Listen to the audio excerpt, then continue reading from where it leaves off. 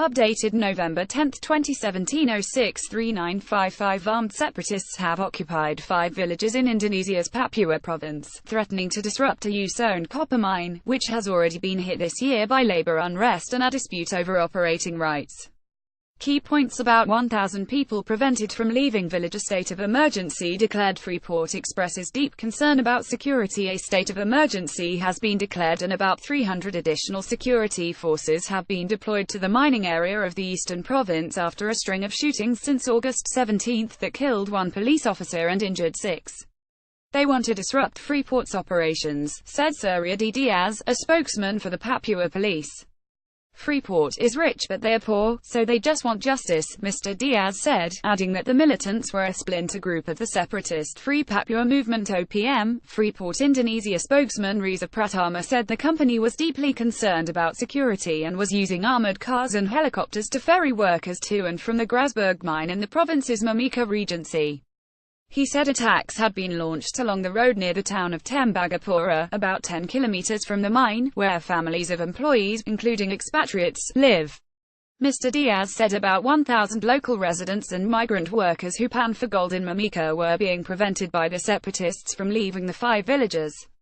Security forces had entered the occupied area on Thursday, police and military sources said, but it was not clear if they had been able to evacuate any of the residents. We are trying to maximize protection for the community, because people have been raped and some have had goods stolen, Papua Police Chief Boy Rafli Amar said.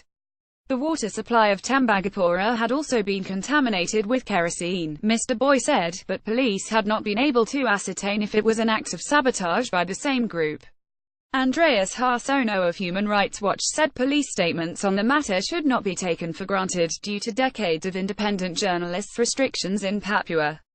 No impact on mine production, so FARMR Pratama said so far there had been no impact on production and shipments from Grasberg, the world's second biggest copper mine.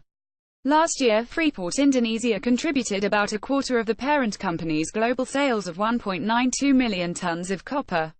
Arizona-based Freeport Moran, the world's largest publicly listed copper producer, has been grappling with labor problems at Grasberg and a lengthy dispute with the Indonesian government over rights to the mine.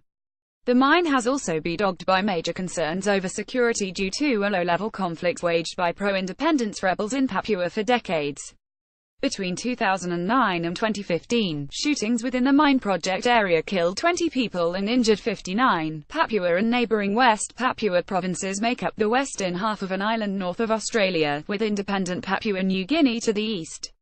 The provinces have been plagued by separatist violence since they were incorporated into Indonesia after a widely criticized unbacked referendum in 1969. Indonesian President Joko Widodo has sought to ease tension in the 2 provinces by stepping up investment, freeing political prisoners and addressing human rights concerns.